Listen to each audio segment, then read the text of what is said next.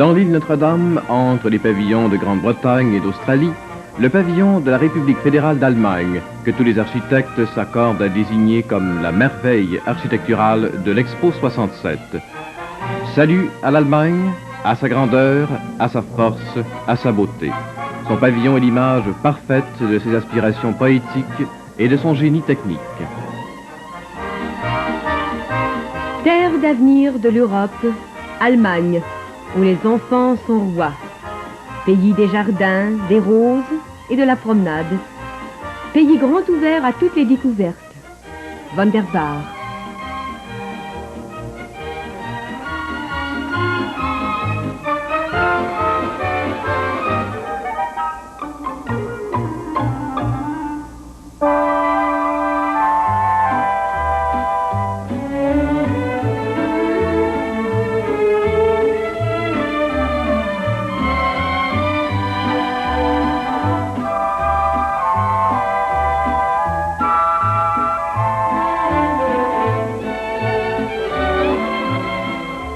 Le 14 juin dernier, journée de la République fédérale de l'Allemagne à l'Expo, le commissaire général du pavillon, le Dr Peter von Siemens, avait l'honneur d'accueillir son Excellence M. Henrik Lübke, président de ce pays, et les membres de sa suite.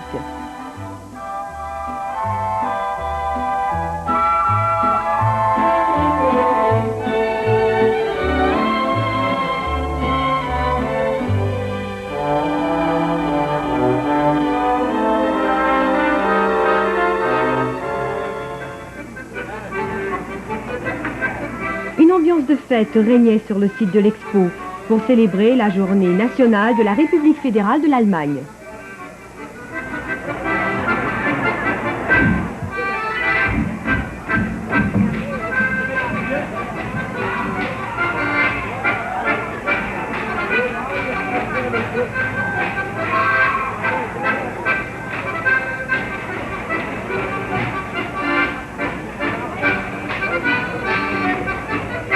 L'Allemagne éternelle, toujours renaissante, fidèle à ses traditions.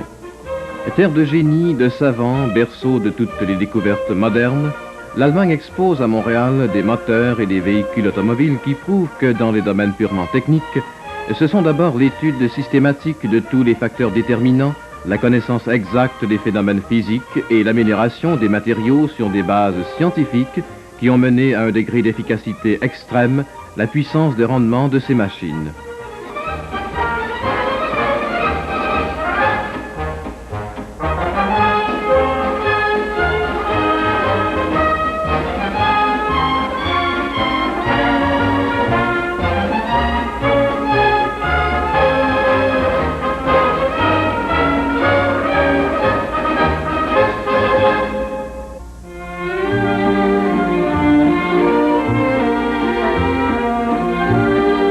Les amateurs de voitures sport sont fascinés par cette somptueuse Porsche Carrera qui a remporté le championnat 1966 des voitures de sport.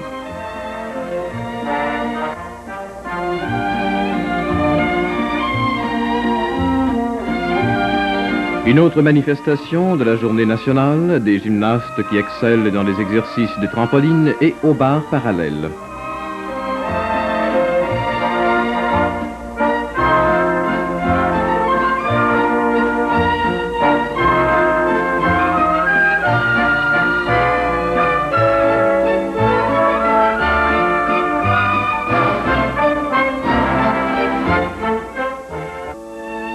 Ce pays lumineux et tragique, dont les grands compositeurs comme Bach, Beethoven et Wagner ont donné au monde le sens de la grandeur, attire de nombreux visiteurs. Ils viennent rencontrer ici de grands poètes comme Goethe et Schiller, les véritables créateurs du romantisme. L'Allemagne est aussi le pays des philosophes qui ont révolutionné la pensée mondiale, Schopenhauer et Nietzsche. S'inspirant du thème de l'Expo Terre des Hommes, le pavillon présente la République fédérale, le pays et ses habitants à travers 4 aspects majeurs: l'art, la science, l'économie et le milieu social.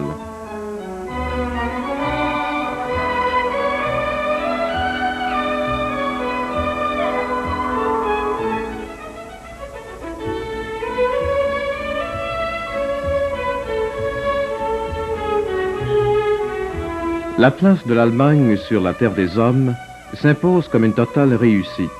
La visite de ce pavillon est un enrichissement inestimable qui annonce au monde la grande féerie de l'avenir de l'Europe. En 1945, il régnait une détresse que le pays n'avait pas connue depuis des siècles.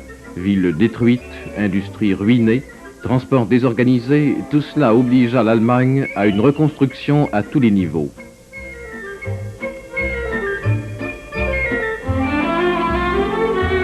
L'exposition permet de voir à ce sujet un panneau sculpté d'une porte de la cathédrale de Cologne et une photo de la destruction de la célèbre cathédrale en 1945. Dans le vaste domaine de la recherche scientifique et technique, quelques exemples typiques ont été choisis dans les secteurs de la recherche physique et de la recherche chimique, telle l'expérience des demi-hémisphères de Magdebourg, présentée en 1656 à Ratisbonne.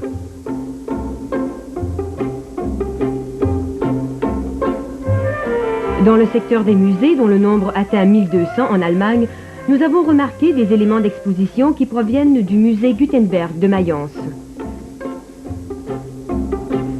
Au centre du pavillon, une petite bibliothèque, lieu de repos et de méditation. Quelques milliers de volumes sont à la disposition des visiteurs. Le choix des livres a été fait de telle manière qu'il complète le message de l'exposition allemande, surtout dans le domaine scientifique et politique.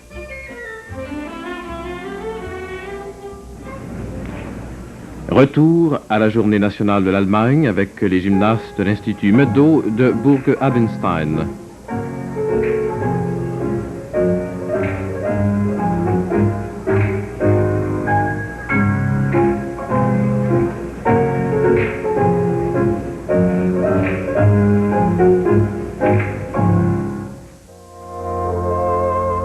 Sous cette immense tente de plastique, une lumière diffuse baigne les différents secteurs d'exposition disposés en terrasse et reliés entre eux par des escaliers et des passerelles. Le visiteur peut se promener à sa guise dans ce paysage sous toit où aucune cloison ne limite le champ visuel. Au cœur du pavillon, une symphonie d'acier qui a toute la puissance d'évocation et le lyrisme qui convient à cette architecture moderne aux lignes futuristes, rapides, vertigineuses.